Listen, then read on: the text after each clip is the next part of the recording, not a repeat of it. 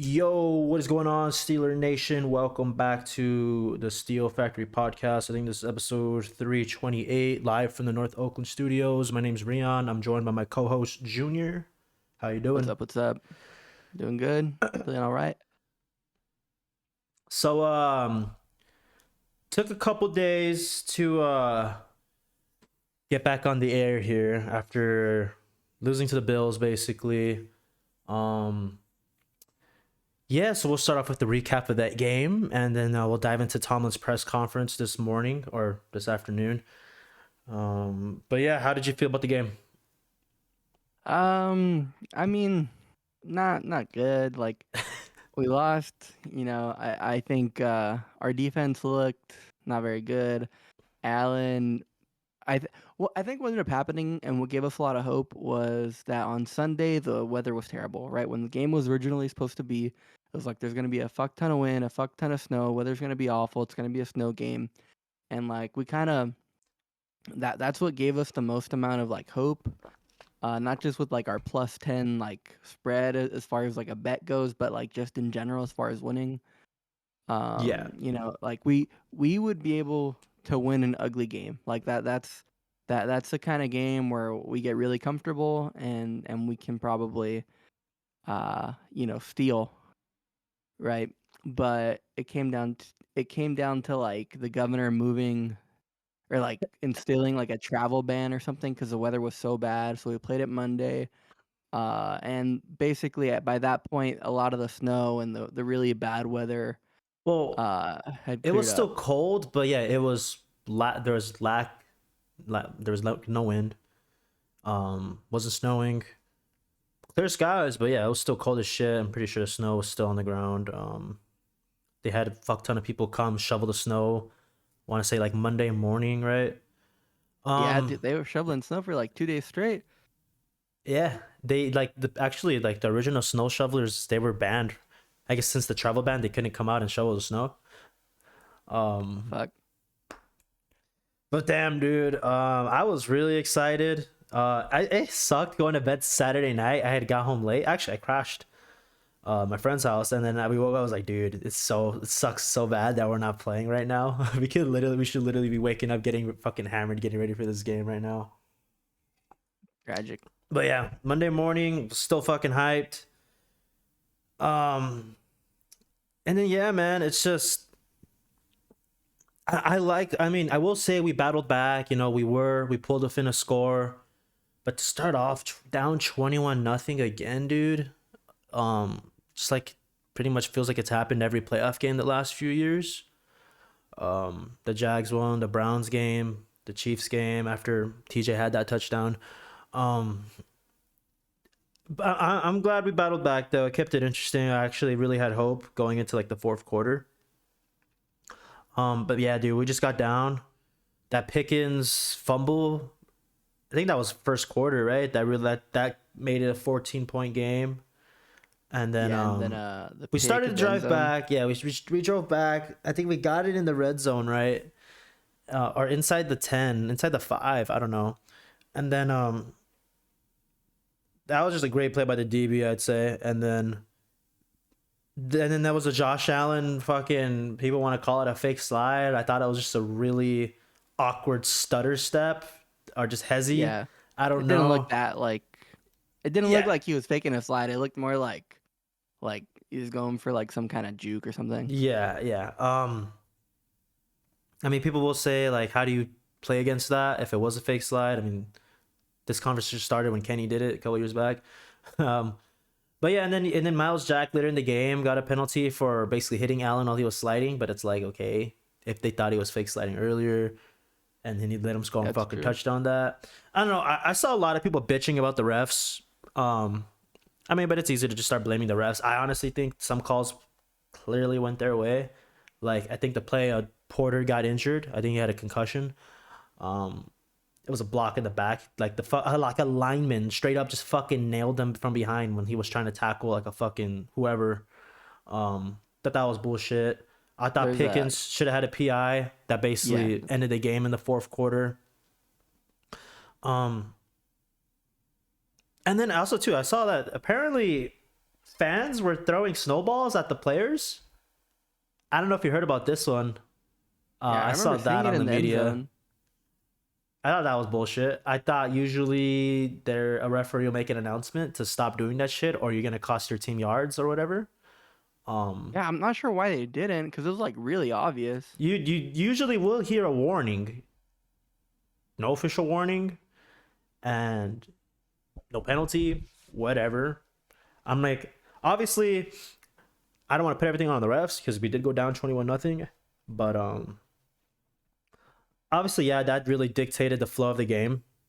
I know a guy like myself had like Najee rushing yards on like each one of my parlays, Fuck. and um, I think Good. we were kind of bitching about Najee earlier after his press conference after the game because he was basically like, yeah, they usually will go if this like too high look, and then all of a sudden they brought one into the box, so we're like, fuck, and we just still ran it at them anyways, and didn't work out clearly. Um, but then also too, when you go down 21, you're not fucking running the ball, even though it was early. I think we still could have controlled clock, or at least fucking ran it at them. I don't know. What did you think about, I guess, the offense? Um, I think I don't know that the offense ever looked like it was actually clicking until a couple of Bills players. I think their linebacker got hurt, and one of their safeties got hurt, and it didn't look.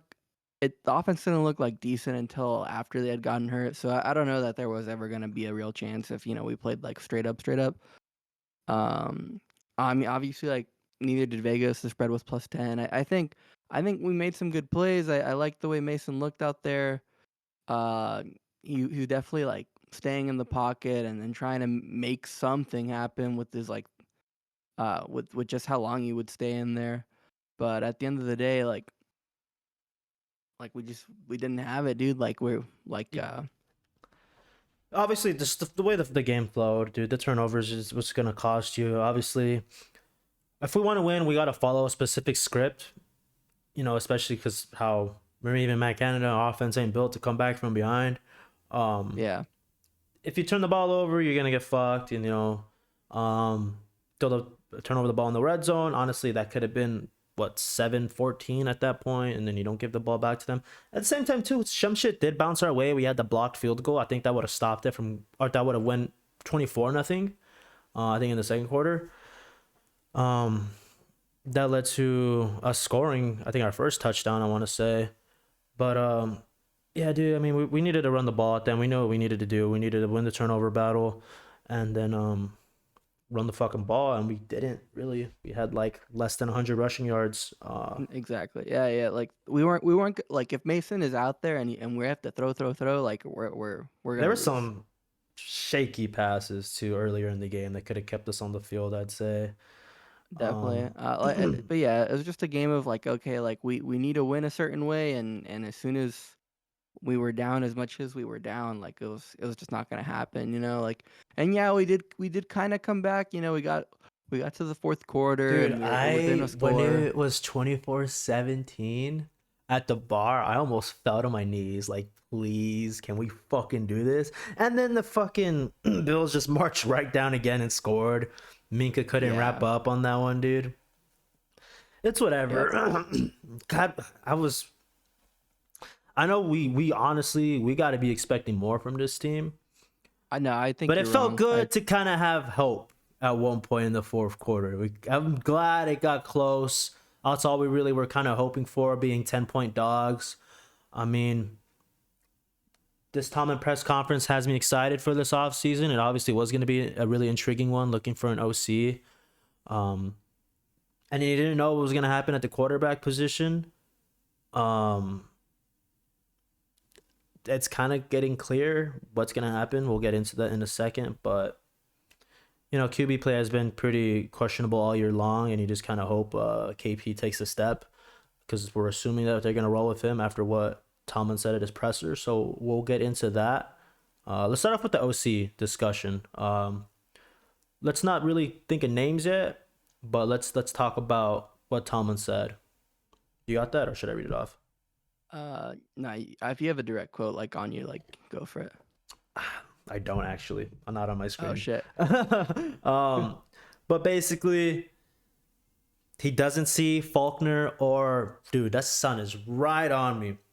Doesn't see Faulkner or Sullivan as candidates at this juncture. Tomlin likes that one a lot.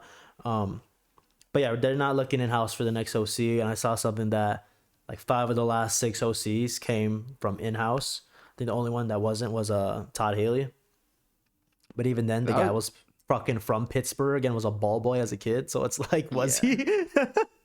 I mean, and Todd Haley was like, he had a nice offense, definitely had a nice offense. But at that point, we did have like a crazy, like, talented offense too. Oh, we had fucking Bell, Bryant, Brown. Ben was in his prime, Ben. pretty much. But yeah, I'm really interested to see what happens. I saw one take too. I forgot who it was.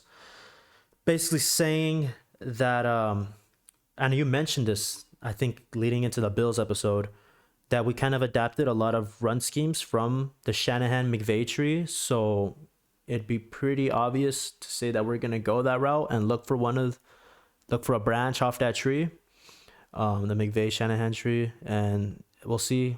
I mean, we have some names on here that we're thinking of. I don't want to go into it yet just because I want to save that for later episodes. But how do you feel about the direction or the optimism, I guess, that Tomlin gave out today?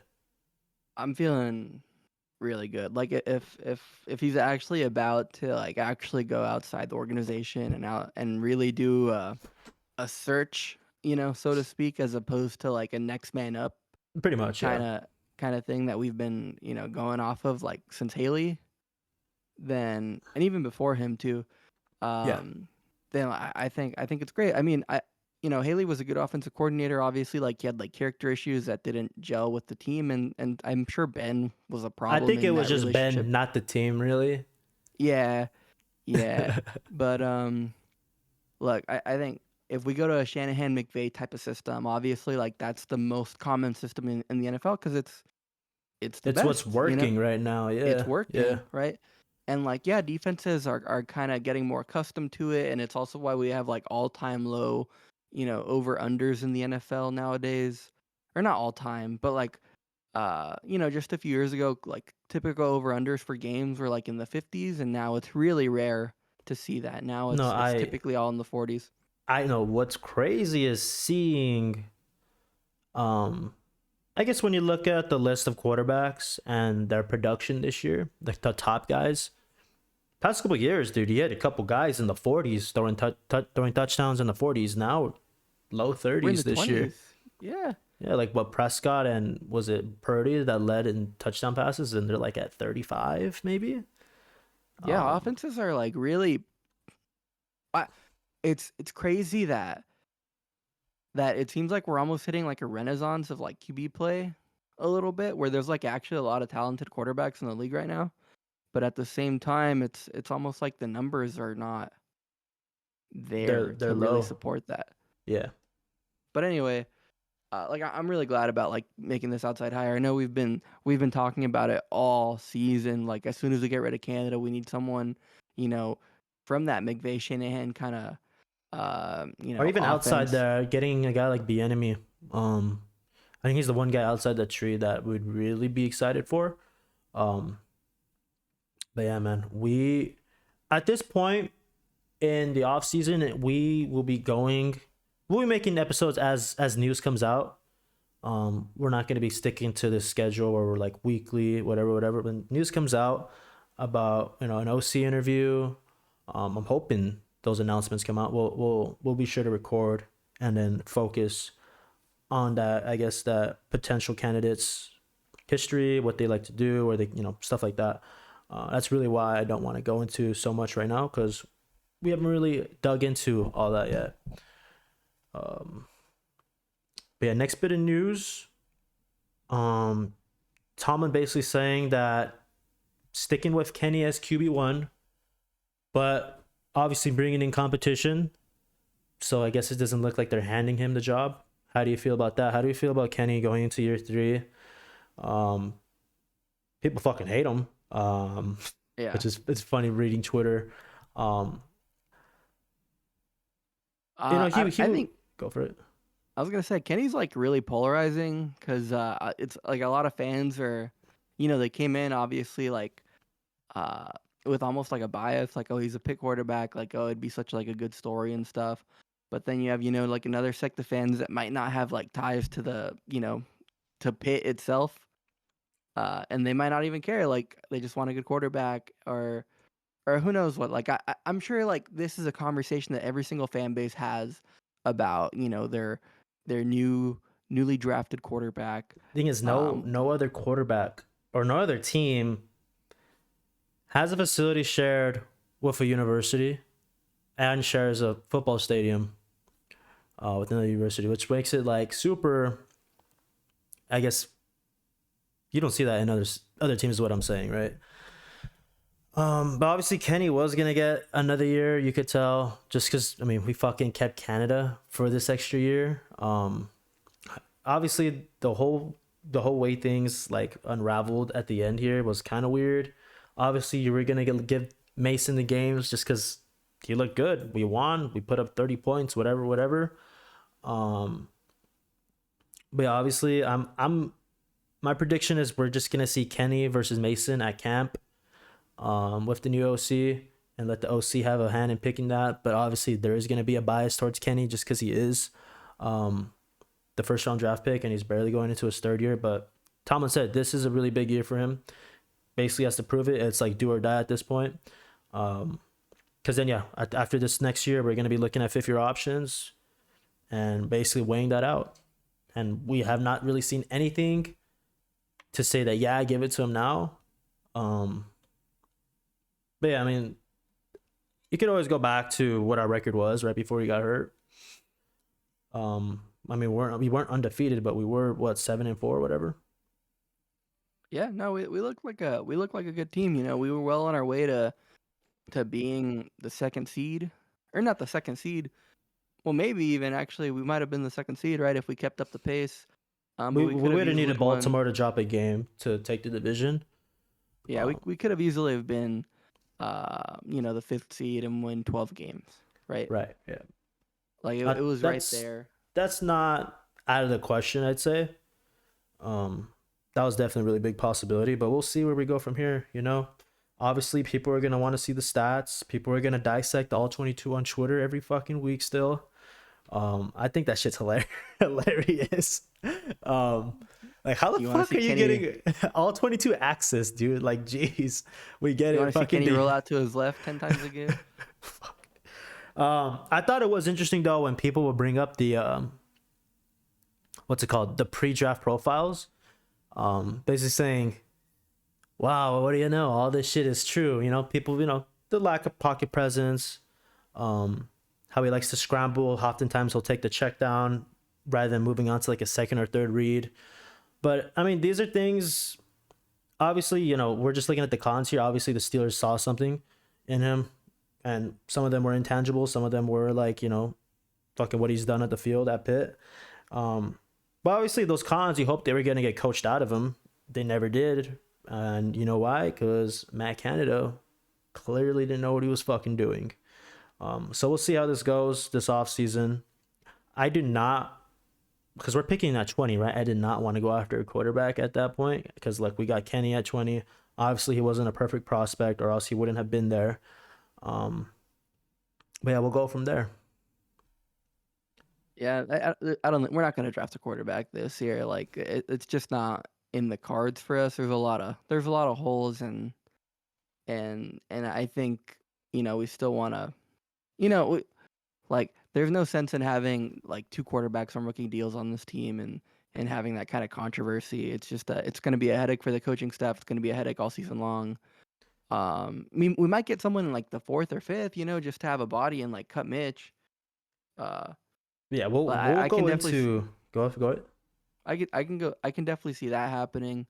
But I think yeah, we're definitely gonna go into next season with Kenny being QB1, and obviously it's gonna be a competition, but they're probably just gonna give it to him. Um, and it's gonna be weird. We're gonna be a real interesting team. But that's something that's not always good, right? Yeah, this season we're supposed to find out more about Kenny. Um, I kind of did, kind of didn't. But yeah, we'll see. He's still my boy, so hopefully, fucking, he turns it around. Maybe this is the push he needed. Seeing Mason out there starting a playoff game over him, who the fuck knows? Um, but yeah, we'll get into pre-draft stuff. We'll get into free agency, who we want to see off this fucking team. Obviously, we'll probably start getting news here and there. Because people are due like fucking like contract bonuses like in March. Guys like Mason Cole, probably Mitch too. And yeah, we'll go down the list of free agents, and it's actually pretty weird how we don't really have a big list, or I guess big names going into free agency this year, and that's why it was so easy for Mason to just jump to the top, because now that's what we're looking at. But yeah, we'll see. We'll go into all that. Like I said, once news of free agency comes out, that's when we'll like kind of record, give our takes on it, break the news, stuff like that. And then we'll get into pre-draft stuff, like our mock drafts. We'll get into position groups. We'll get into who we're looking at. Obviously, our needs. But yeah, man, just like how it was last offseason. Definitely want to take maybe like couple weeks off here just while the rest of the playoff games are going on, just to kind of sit back and watch, and then just let the off season officially start. But yeah, where are you with all that? I feel really good about this offseason. I think there's a lot of good stuff that can happen for us. I think Tomlin's already starting off really good. And I'm honestly like excited for the draft. I know last year we went all in on this draft coverage, and we've like nailed it like the last couple of years. I fucking called Darnell Washington. I was like, this guy was gonna be sick on this team. I think we kind of called Joey Porter Jr. We kind of called Project Jones. Obviously, like we're actually pretty keyed in on. Broderick was Chewy's guy. Porter was my guy. Darnell was your guy. We called that shit, and then we're pretty keyed in on like what our needs are and how and the kind of player profiles that we're after. And then the year before, I called Kenny. Chewy called Pickens. I didn't call anybody that year before. I wasn't. Who else? I think it's just DeMarvin Leal, Calvin Austin were kind of wild cards. I think it was pretty obvious we were gonna draft Connor Hayward as well. Yeah, I think you called that one, but just like as a joke in the 6th or 7th or something. Yeah, but yeah. But no, stick around for draft coverage. We're actually pretty solid at that as far as Steelers go. We really like that part. Obviously, we'll start getting into the needs. We'll start looking into all that, because it really is reflective of what happens in free agency, and that happens like a month before, I want to say. But yeah, I think this will be it for a while, guys. Probably till the end of January, then we'll start to dive into hopefully OC talk leading into the Super Bowl, because I think Tomlin said he needs to, we're complying with all this shit going on. I guess the league regulations, we got to follow the Rooney Rule when we're interviewing OC candidates, and we could have guys that are still playing right now, or not playing, coaching right now, because their teams aren't eliminated. We're looking forward to that. But yeah, guys, what a season! 10-7, wild card, 7th seed. Yeah, we can only hope for more next year. Well, we didn't really even talk about fucking the drama surrounding Tomlin, the guys that reported that he wouldn't be coming back, and then literally shot it down the first day of the offseason for us. Dude, so much of Pittsburgh media is so much like noise. It was Adam Schefter saying that shit. Wasn't it also like Nick Folio or something? Or who's that guy on Nick Faribaugh?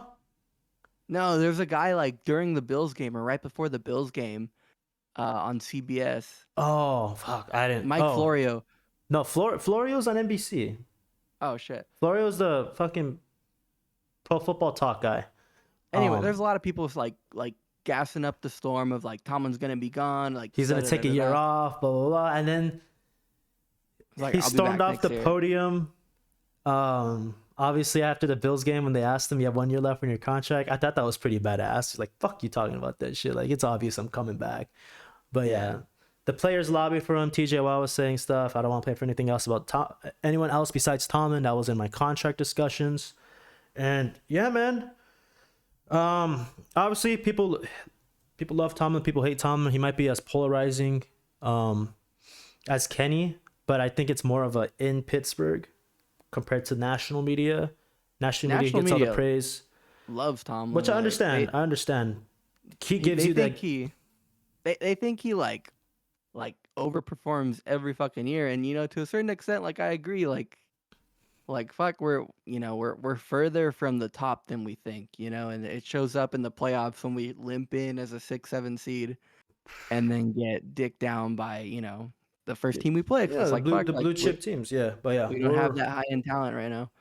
We're gonna fix things. About this. Obviously, one of Tomlin's warts are hiring assistants. We're gonna fix that. I really feel like he's turning a new leaf, because you got to. You've been coaching. He's had this job for so many fucking years. You gotta change. You gotta evolve, and I hope that's happening this year with the outside hire as OC. Really looking forward to who it is. Hopefully, we get back to having a dynamic offense. Hopefully, Kenny's fucking pushing the ball downfield like we started to see in that Bengals game, and then that was the last time we saw him fucking play. Yeah, man, I'm excited. Off the top, what's the number one game you're looking forward to coming out for next year? Before we wrap this up. My father-in-law's a Cowboys fan. I think it'd be cool to go up there and shit on him. That is right. We had some really good quarterbacks coming up here next year. Rodgers, Prescott, Mahomes, Herbert, Burrow, and Lamar are always here. But yeah, man. 2024 offseason starting now. Yeah, what a great year though. I'm glad to kind of be taken off. I mean, as fucking awesome as it is going to games, having that weekly pressure, and then also too, it was a great year, dude. I went to every fucking home game. Fucking lifelong dream to do that shit, but it takes a lot out of you, dude. The fucking drinking at tailgates and shit. We were going fucking hard in the paint. You got to do like a dry February till spring break or something, but no, we'll do it for training camp. When they go to training camp, I go to camp too. We do it together every year. Fucking with y'all, but yeah, kind of excited to get a. It's already been like a month from the last game, and honestly, I'm all right. I'm all right with that. Or the last game I went to. But yeah, make sure to leave a rating on the Spotify, the Apple Podcast. What a great year. Looking forward to the off season. Leave some comments, your bold predictions for this Steelers off season, and yeah, any closing thoughts, bud? No, I think it was a good season. I think, I think this was the season we were gonna have no matter who was quarterback. So you could say that, but also too, I kind of expected to see growth from the guy. From number 8, but yeah, we were only gonna go as far as he developed. Pretty stagnant, I'd say, and yeah, if the ceiling, if he was gonna stay at where he was gonna be like 10 wins. Maybe we probably could have pushed for 11 if Mitch didn't fuck it up. Yeah, it is what it is. Thank you guys so much for tuning in. What a year, another year in the Bucks. Looking forward to this next stage, off season. But yeah, peace out, guys.